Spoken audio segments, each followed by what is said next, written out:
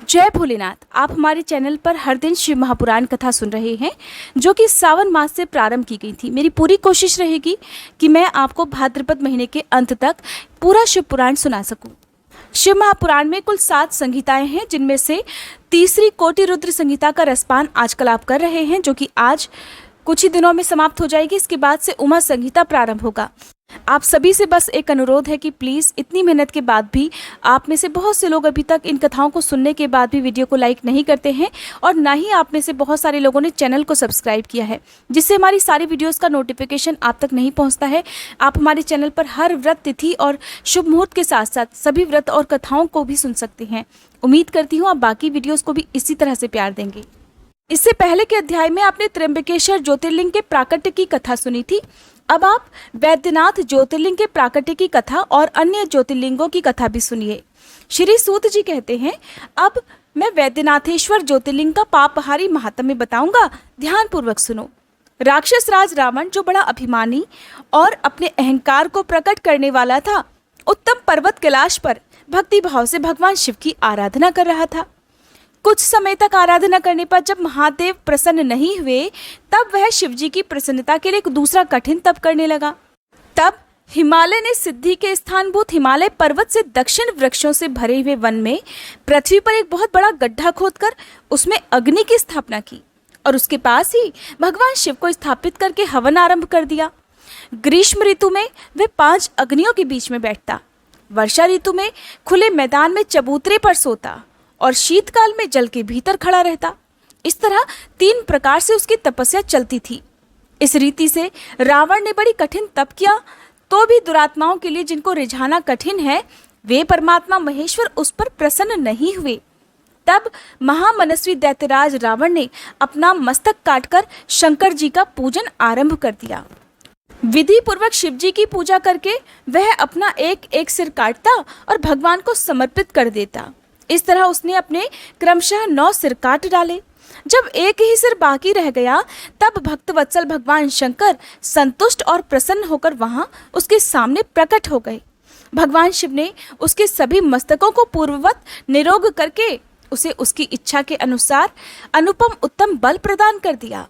भगवान शिव का कृपा प्रसाद पाकर राक्षस रावण ने नतमस्तक होकर हाथ जोड़कर उनसे कहा कि हे देवेश्वर, प्रसन्न हो जाइए, मैं आपको लंका में लिए चलता हूँ, आप मेरे इस मनोरथ को सफल कर दीजिए, इसीलिए तो मैं आपकी शरण में आया हूँ। रावण के ऐसा कहने पर भगवान शंकर बड़े संकट में पड़ गए और बड़े अनमने होकर बोले, राक्षस राज, मेरी सारगर्भित बात सुनो। तुम मेरे उस उत्तम लिंग को भक्तिभाव से अपने घर में ले जाओ, परंतु जब तुम इसे कहीं भी भूमि पर रख दोगे, तब ये वहीं स्थिर हो जाएगा और इसमें कोई संदेह नहीं है। अब तुम्हारी जैसी इच्छा हो वैसा करो। सूत जी कहते हैं कि हे ब्राह्मणों, भगवान शंकर के ऐसा कहने पर राक्षस राज रावण बहुत अच्छा कहकर शिवलिंग को साथ लेकर अपने घर की ओर चल दिया। परंतु मार्ग में भगवान शिव की माया से उसे लघु शंका की इच्छा हुई। पुलत्स्य नंदन रावण सामर्थ्यशाली होने पर भी मूत्र वेग को रोक नहीं सका। इसी समय वहां आसपास एक ग्वाले को देखकर उसने प्रार्थना पूर्वक वह शिवलिंग उसके हाथ में थमा दिया और स्वयं लघु शंका के लिए चला गया। एक मुहूर्त बीतते बीतते वह ग्वाला उस शिवलिंग के भार से बड़ा पीड़ित होकर व्याकुल हो गया। तब उसने उसे पृथ्वी पर रख दिया। फिर तो वह हीरकमय शिवलिंग वहीं स्थित हो गया। वह दर्शन करने मात्र से संपूर्ण अभीष्टों को देने वाला और पाप राशि को हरने वाला है। मुने, वही शिवलिंग तीनों लोकों में वैद्यनाथेश्वर के नाम से प्रसिद्ध हो गया, जो सत्पुरुषों को भोग और मोक्ष देने वाला है। वह दिव्य और उत्तम श्रेष्ठ ज्योतिर्लिंग दर्शन और पूजन से भी समस्त पापों को हर लेता है और मोक्ष की प्राप्ति कराता है। वह शिवलिंग जब संपूर्ण लोकों के हित के लिए वहीं स्थित हो गया, तब रावण भगवान शिव का परम उत्तम वर पाकर बहुत कोशिश करने के बाद भी उस शिवलिंग को हिला नहीं सका। थक हार कर अपने घर चला गया। फिर वहां जाकर उस महान असुर ने बड़े हर्ष के साथ अपनी प्रिया मंदोदरी को सारी बात कह सुनाई। इंद्र आदि सभी देवताओं और निर्मल मुनियों ने जब यह समाचार सुना, तब वे परस्पर सलाह करके वहां आए। उन सबका मन भगवान शिव में लगा हुआ था। उन सभी देवताओं ने उस समय वहां बड़ी प्रसन्नता के साथ शिव जी का विशेष पूजन किया। वहां भगवान शंकर का प्रत्यक्ष दर्शन करके देवताओं ने उस शिवलिंग की विधिवत स्थापना की और उसका नाम वैद्यनाथ रखकर उसकी वंदना और स्तवन करके वे स्वर्गलोक को चले गए। ऋषियों ने पूछा, हे सूत जी, जब वह शिवलिंग वहीं स्थित हो गया और रावण अपने घर को चला गया, तब वहां पर कौन कौन सी घटनाएं घटित हुई वो भी आप बताइए। तब श्री सूत जी कहने लगे कि हे ब्राह्मणों, भगवान शिव का परम उत्तम वर पाकर महान असुर रावण अपने घर को चला गया।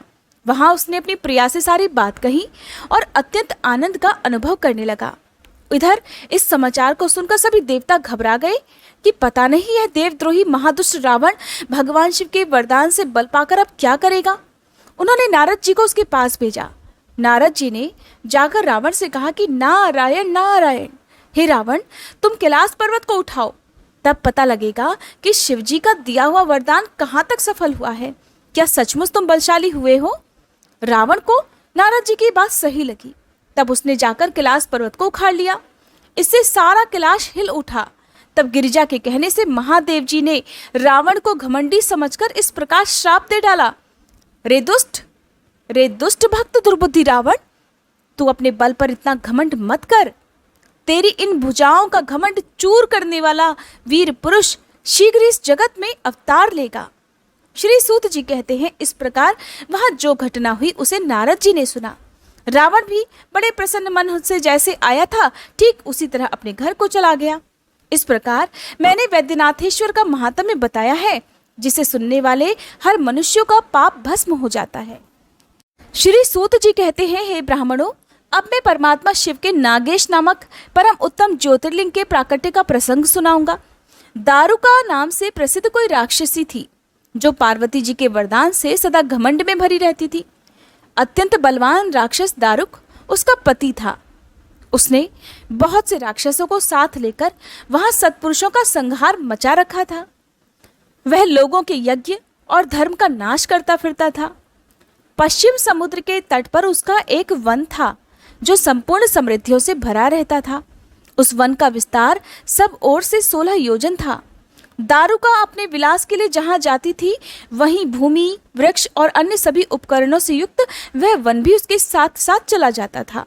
देवी पार्वती ने उस वन की देखरेख का भार दारुका को सौंप दिया था। दारुका अपने पति के साथ इच्छानुसार उसमें विचरण किया करती। राक्षस दारुक अपनी पत्नी दारुका के साथ वहां रहकर सभी को प्रताड़ित करता और सभी को भय देता था। उससे पीड़ित हुई प्रजा ने महर्षि और्व की शरण में जाकर उन्हें अपना दुख सुनाया। और्व ने शरणागतों की रक्षा करने के लिए राक्षसों को ये श्राप दे दिया कि ये राक्षस अगर पृथ्वी पर प्राणियों की हिंसा या यज्ञों का विध्वंस करेंगे तो उसी समय अपने प्राणों से हाथ धो बैठेंगे। देवताओं ने जब ये बात सुनी, तब उन्होंने दुराचारी राक्षसों पर चढ़ाई कर दी। राक्षस घबराए। अगर वे लड़ाई में देवताओं को मारते तो मुनि के श्राप से वे स्वयं मर जाते हैं, और अगर नहीं मारते तो पराजित होकर भूखों मर जाएंगे। इस अवस्था में राक्षसी दारुका ने कहा, भवानी के वरदान से मैं इस सारे वन को जहां चाहूं ले जा सकती हूँ। ऐसा कहकर वह समस्त वन को ज्यों का त्यों ले जाकर समुद्र में जा बसी। राक्षस लोग पृथ्वी पर ना रहकर जल में निर्भय रहने लगे और वहां प्राणियों को पीड़ा देने लगे। एक बार बहुत सी नावें उधर आ निकली जो मनुष्यों से भरी हुई थी। राक्षसों ने उनमें बैठे हुए सभी लोगों को पकड़ लिया और बेड़ियों से बांधकर कारागार में डाल दिया। वे उन्हें बारंबार धमकियां देने लगे। उनमें सुप्रिय नाम से प्रसिद्ध एक वैश्य था, जो उस दल का सरदार था। वह बड़ा सदाचारी, भस्म रुद्राक्षधारी और भगवान शिव का परम भक्त था। सुप्रिय शिव की पूजा किए बिना भोजन नहीं करता। वह स्वयं तो शंकर जी का पूजन करता ही था, बहुत से अपने साथियों को भी उसने शिव जी की पूजा सिखा दी थी। फिर सभी लोग नमः शिवाय मंत्र का जप और शंकर जी का ध्यान करने लगे। सुप्रिय को इस दृढ़ भक्ति के बाद भगवान शिव के दर्शन भी होते थे। दारुक राक्षस को जब इस बात का पता चला, तब उसने आकर सुप्रिय को धमकाया। उसके साथी राक्षस सुप्रिय को मारने दौड़े। उन राक्षसों को आया देख सुप्रिय के नेत्र भय से कातर हो गए। वह बड़े प्रेम से शिव जी का चिंतन और उनके नामों का जप करने लगा। वैश्यपति ने कहा, हे देवेश्वर शंकर, मेरी रक्षा कीजिए। हे कल्याणकारी त्रिलोकीनाथ, हे दुष्टहंता भक्त वत्सल शिव, हमें इस दुष्ट से बचाइए। देव अब आप ही मेरे सर्वस्व हैं। प्रभु, मैं आपका ही हूँ, आपके अधीन हूँ और आप ही सदा मेरे जीवन और प्राण हैं। सूत जी कहते हैं, सुप्री के इस प्रकार कहने पर भगवान शंकर एक विवर से निकल पड़े। उनके साथ ही 4 दरवाजों का एक उत्तम मंदिर भी प्रकट हो गया। उसके मध्य भाग में अद्भुत ज्योतिर्मय शिवलिंग प्रकाशित हो रहा था। उसके साथ शिव परिवार के सभी लोग विद्यमान थे। सुप्रिय ने उनका दर्शन करके उनका पूजन किया। पूजित होने पर भगवान शंभु ने प्रसन्न होकर स्वयं पाशुपतास्त्र लेकर प्रधान प्रधान राक्षसों, उनके सारे उपकरणों और सेवकों को भी तत्काल ही नष्ट कर दिया और उन दुष्ट हंता शंकर ने अपने भक्त सुप्रिय की रक्षा भी की। फिर अद्भुत लीला करने वाले और शंभु लीला से ही शरीर धारण करने वाले शंभु ने उस वन को ये वर दे दिया कि आज से इस वन में सदा ब्राह्मण, क्षत्रिय, वैश्य और शूद्र इन 4 वर्णों के धर्म का पालन हो। यहाँ श्रेष्ठ मुनि निवास करें और तमोगुणी राक्षस इसमें कभी न रहें। शिव धर्म के उपदेशक, प्रचारक और प्रवर्तक लोग इसमें सदा निवास करें। श्री सूत जी कहते हैं, इसी समय राक्षसी दारुका ने दीन चित्त से देवी पार्वती की स्तुति की। देवी पार्वती प्रसन्न हो गई और बोली, बताओ तुम्हारा क्या कार्य करूं? तब दारुका कहने लगी, हे देवी, मेरे वंश की रक्षा कीजिए। तब देवी बोली, मैं सच कहती हूँ कि तेरे कुल की रक्षा अवश्य करूंगी। ऐसा कहकर देवी पार्वती भगवान शिव से बोली, नाथ, आपकी यह बात युग के अंत में सच्ची होगी। तब तक तामसी सृष्टि भी रहे, ऐसा मेरा विचार है। और मैं भी तो आपकी ही हूँ और आपके ही आश्रम में रहती हूँ, इसलिए मेरी बात को भी प्रमाणित कीजिए। ये राक्षसी दारुका देवी है, मेरी ही शक्ति है और राक्षसियों में बलिष्ठ है, इसलिए यही राक्षसों के राज्य का शासन करे। ये राक्षस पत्नियां जिन पुत्रों को पैदा करेंगी वे सब मिलकर इस वन में निवास करें, ऐसी मेरी इच्छा है। देवी पार्वती की बात सुनकर शिवजी बोले, प्रिय, अगर तुम ऐसी बात कहती हो तो मेरा ये वचन सुनो। मैं भक्तों का पालन करने के लिए प्रसन्नता पूर्वक इस वन में रहूंगा। जो पुरुष यहाँ वर्ण धर्म के पालन में तत्पर होकर प्रेम पूर्वक मेरा दर्शन करेगा वह चक्रवर्ती राजा होगा। कलयुग के अंत और सतयुग के आरंभ में महासेन का पुत्र वीरसेन राजाओं का भी राजा होगा। वह मेरा भक्त और अत्यंत पराक्रमी होगा और यहाँ आकर मेरा दर्शन करेगा। दर्शन करते ही वह चक्रवर्ती सम्राट हो जाएगा। सूत जी कहते हैं, हे ब्राह्मणों, इस प्रकार बड़ी बड़ी लीलाएं करने वाले वे दंपत्ति परस्पर हास्य युक्त वार्तालाप करके स्वयं वहां स्थिर हो गए। ज्योतिर्लिंग स्वरूप महादेव जी वहां नागेश्वर कहलाए और शिवा देवी नागेश्वरी के नाम से विख्यात हुई। वे दोनों ही सत्पुरुषों को प्रिय हैं। इस प्रकार ज्योतियों के स्वामी नागेश्वर नामक महादेव जी ज्योतिर्लिंग के रूप में प्रकट हुए। वे तीनों लोगों की संपूर्ण कामनाओं को सदा पूर्ण करने वाले हैं। जो प्रतिदिन आदर पूर्वक नागेश्वर के प्रादुर्भाव का यह प्रसंग सुनता है, वह बुद्धिमान मानव महापातकों का नाश करने वाले संपूर्ण मनोरथों को प्राप्त कर लेता है। श्री सूत जी कहते हैं, ऋषियों, अब मैं ये बता रहा हूँ कि रामेश्वर नामक ज्योतिर्लिंग पहले किस प्रकार प्रकट हुआ। इस प्रसंग को भी तुम आदर पूर्वक सुनो। भगवान विष्णु के राम अवतार में जब रावण सीता जी को हरकर लंका में ले गया, तब सुग्रीव के साथ 18 पद्म वानर सेना लेकर श्री राम समुद्र तट पर आए। वहां वे विचार करने लगे कि हम इस विशाल समुद्र को कैसे पार करेंगे और किस प्रकार रावण को जीतेंगे। इतने में ही श्री राम को प्यास लगी। उन्होंने जल मांगा और वानर मीठा जल ले आए। श्री राम ने प्रसन्न होकर वह जल ले लिया।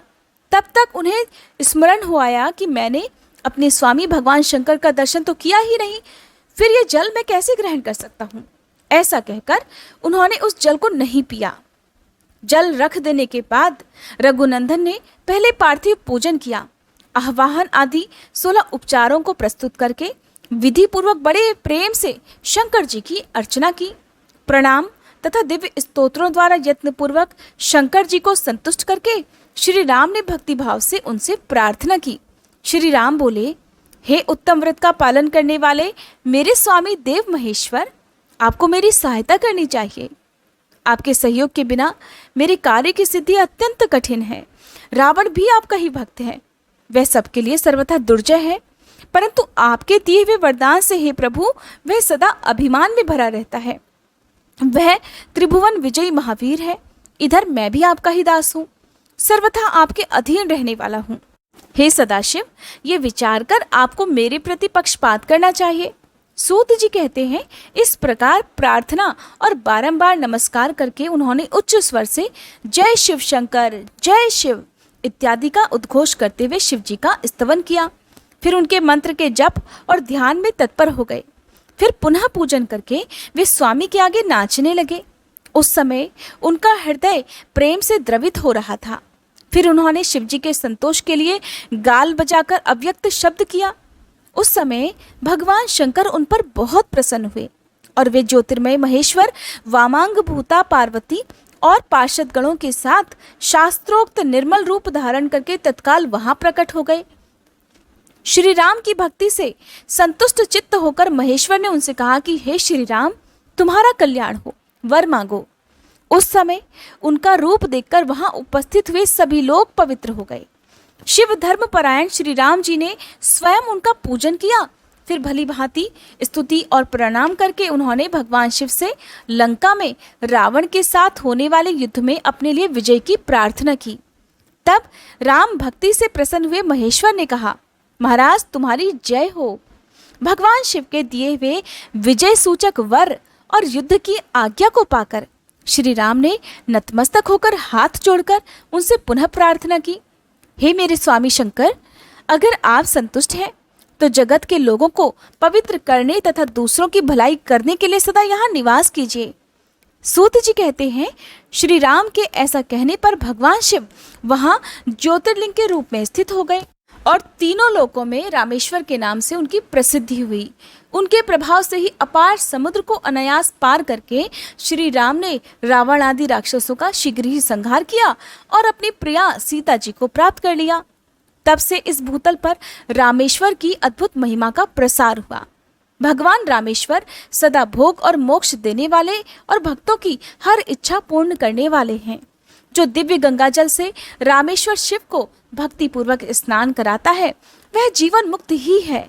इस संसार में देव दुर्लभ समस्त भोगों का उपभोग करके अंत में उत्तम ज्ञान पाकर वह निश्चय ही मोक्ष पद को प्राप्त कर लेता है।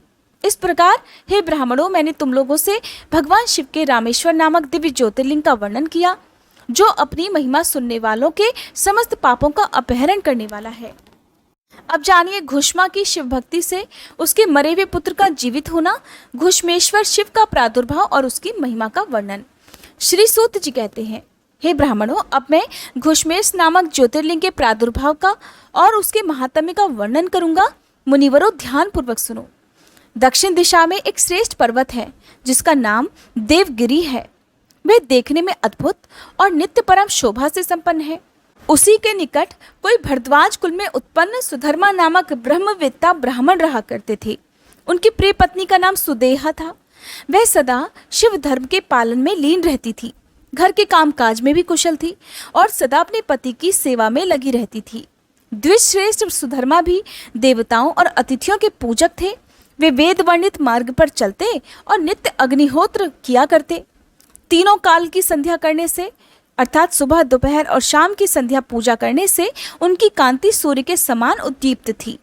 वे वेद शास्त्र के मर्मज्ञ थे और शिष्यों को पढ़ाया करते थे। धनवान होने के साथ ही बड़े दाता भी थे। सौजन्य आदि सद्गुणों के भाजन थे।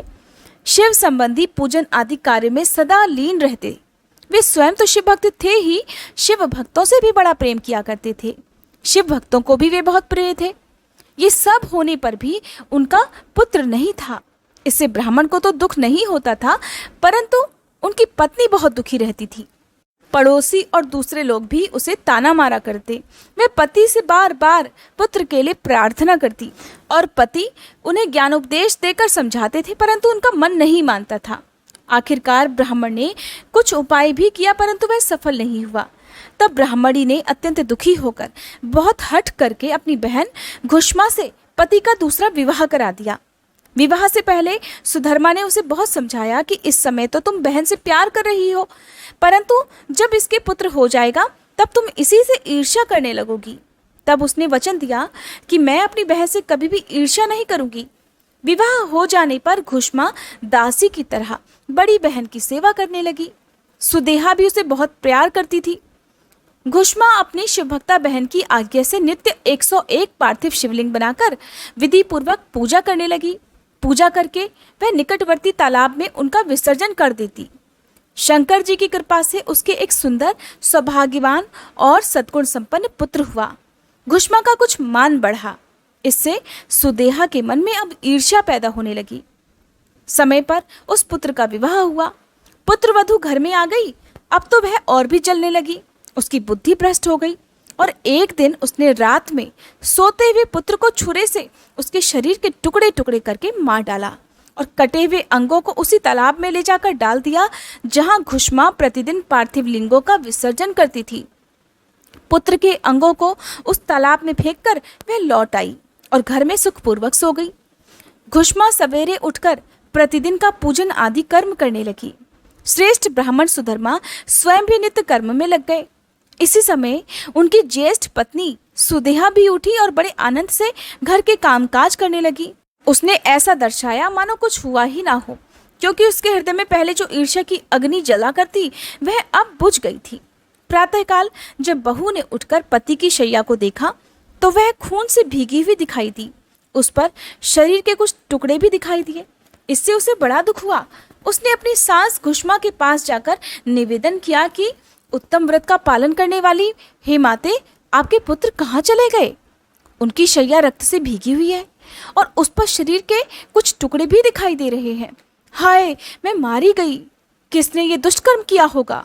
ऐसा कहकर वह बेटे की प्रिय पत्नी तरह तरह से करुण विलाप करती हुई रोने लगी। सुधर्मा की बड़ी पत्नी सुदेहा भी उस समय हाय मैं मारी गई ऐसा कहकर दुख में डूब गई। उसने ऊपर से तो दुख किया, किंतु मन ही मन वह हर्ष से भरी हुई थी। घुष्मा भी उस समय उस वधू के दुख को सुनकर अपने नित्य पार्थिव पूजन के व्रत से विचलित नहीं हुई। उसका मन बेटे को देखने के लिए तनिक भी उत्सुक नहीं हुआ। उसके पति की भी ऐसी ही अवस्था थी। जब तक नित्य नियम पूरा नहीं हुआ तब तक उन्हें दूसरी किसी बात की चिंता नहीं हुई। दोपहर को पूजन समाप्त होने पर घुष्मा ने अपने पुत्र की भयंकर शैया पर दृष्टिपात किया देखा, फिर भी उसके मन में किंचित मात्र दुख नहीं माना। वह सोचने लगी कि जिन्होंने ये बेटा दिया था वे ही इसकी रक्षा करेंगे। वे तो भक्त प्रिय कहलाते हैं, काल के भी काल हैं और सत्पुरुषों के आश्रय भी हैं। एकमात्र वे प्रभु सर्वेश्वर शंभु ही हमारे रक्षक हैं। वे माला गूंथने वाले पुरुष की तरह जिन्हें जोड़ते हैं उन्हें अलग भी करते हैं। अब मेरे चिंता करने से भला क्या होगा? इस तत्व का विचार करके उसने शिव जी के भरोसे सब कुछ छोड़कर धैर्य धारण कर लिया और उस समय दुख का अनुभव नहीं किया। वह पहले की तरह पार्थिव शिवलिंगों को लेकर स्वस्थ मन से शिव जी के नामों का उच्चारण करती हुई उस तालाब के किनारे गई। उन पार्थिव लिंगों को तालाब में डालकर जब वह लौटने लगी तो उसे अपना पुत्र उसी तालाब के किनारे खड़ा हुआ दिखाई दे गया। सूत जी कहते हैं, हे ब्राह्मणों, उस समय वहां अपने पुत्र को जीवित देखकर उसकी माता घुष्मा को न तो हर्ष हुआ और न ही दुख, बल्कि वह पहले की तरह स्वस्थ बनी रही। इसी समय उस पर संतुष्ट हुए ज्योति स्वरूप महेश्वर शिव शीघ्र ही उसके सामने प्रकट हो गए। शिव जी बोले, हे सुमुखी, मैं तुम पर अत्यंत प्रसन्न हूँ, वर मांगो। तुम्हारी दुष्टा सौत ने इस बच्चे को मार डाला था, इसलिए अब मैं उसे त्रिशूल से मारूंगा। सूत जी कहते हैं, तब घुष्मा ने शिव जी को प्रणाम करके उस समय यह वर मांगा कि हे नाथ, ये सुदेहा तो मेरी ही बड़ी बहन है, इसलिए आपको इसकी रक्षा करनी चाहिए। शिव जी बोले, उसने तो बड़ा भारी अपकार किया, तुम उस पर उपकार क्यों कर रही हो? दुष्ट कर्म करने वाली सुदेहा को तो मार ही डालना चाहिए। घुष्मा ने कहा, हे देव, आपके दर्शन मात्र से पाप कहीं नहीं ठहरता।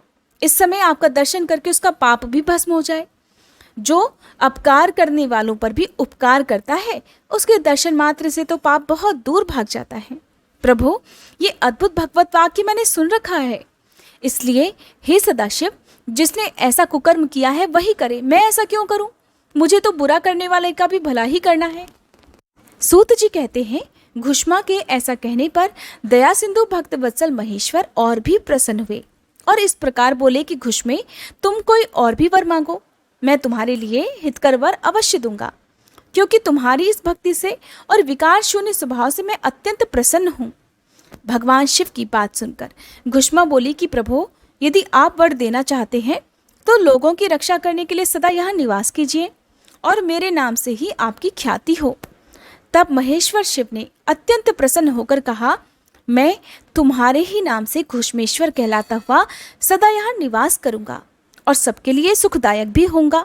मेरा शुभ ज्योतिर्लिंग घुश्मेश नाम से प्रसिद्ध हो, ये सरोवर शिवलिंगों का आलय हो जाए और इसीलिए इसकी तीनों लोकों में शिवालय नाम से प्रसिद्ध हो। ये सरोवर सदा दर्शन मात्र से संपूर्ण अभीष्टों को देने वाला हो। सुव्रते, तुम्हारे वंश में होने वाली 101 पीढ़ियों तक ऐसे ही श्रेष्ठ पुत्र उत्पन्न होंगे, इसमें कोई संशय नहीं। वे सब के सब सुंदर स्त्री, उत्तम धन और पूर्ण आयु से संपन्न होंगे, चतुर और विद्वान होंगे, उदार तथा भोग और मोक्ष रूपी फल पाने के उत्तराधिकारी होंगे। 101 पीढ़ियों तक सभी पुत्र गुणों में बड़े चढ़े होंगे। तुम्हारे वंश का ऐसा विस्तार बड़ा शोभादायक होगा। ऐसा कहकर भगवान शिव वहां ज्योतिर्लिंग के रूप में स्थित हो गए। उनकी घुश्मेश नाम से प्रसिद्धि हुई। उस सरोवर का नाम जिसमें वह पार्थिव लिंगों का विसर्जन करती, वह शिवालय हो गया। सुधर्मा, घुष्मा और सुदेहा तीनों ने आकर तत्काल ही उस शिवलिंग की 101 दक्षिणावर्त परिक्रमा की। पूजा करके परस्पर मिलकर मन का मैल दूर करके वे सब वहां बड़े सुख का अनुभव करने लगे। पुत्र को जीवित देखकर सुदेहा बड़ी लज्जित हुई। फिर पति तथा घुष्मा से क्षमा प्रार्थना करके उसने अपने पाप के निवारण के लिए प्रायश्चित किया। मुनीश्वरों, इस प्रकार वह घुश्मेश्वर लिंग प्रकट हुआ। उसका दर्शन और पूजन करने से सदा सुख की वृद्धि होती है। ब्राह्मणों, इस तरह मैंने तुमसे 12 ज्योतिर्लिंगों की महिमा बताई। ये सभी लिंग संपूर्ण कामनाओं के पूरक तथा भोग और मोक्ष देने वाले हैं। जो इन ज्योतिर्लिंगों की कथाओं को पढ़ता है और सुनता है, वह सब पापों से मुक्त हो जाता तथा भोग और मोक्ष को पा लेता है। आज 12 ज्योतिर्लिंगों के महात्म्य की समाप्ति हुई। अगले अध्याय में आप जानेंगे शंकर जी की आराधना से भगवान विष्णु को सुदर्शन चक्र की प्राप्ति और उसके द्वारा दैत्यों का संहार किस प्रकार हुआ। उम्मीद करती हूँ ये वीडियो आपको पसंद आई होगी। अगर आप हमारे दूसरे चैनल पर पितृपक्ष में 15 दिनों तक पितृपक्ष की कथाएं, गरुड़ पुराण सुनना चाहते हैं, उसके बाद नवरात्रि की कथाएं सुनना चाहते हैं, तो मैंने लिंक के माध्यम से भी, पोस्ट के माध्यम से भी अपने दूसरे चैनल का लिंक आपको दे दिया है। अभी तक आप में से किसी ने भी उस चैनल को सब्सक्राइब नहीं किया है और आपको पितृपक्ष की कथाएं साथ ही देवी भागवत पुराण केवल हमारे दूसरे चैनल पर ही सुनने मिलेंगी, क्योंकि हम इस चैनल पर बाकी और भी व्रत की कथाएं समय समय पर अपलोड करते हैं। आज की कथा सुनने के बाद भी जो लोग वीडियो को लाइक करना भूल गए हैं, प्लीज़ वीडियो को लाइक जरूर कीजिएगा।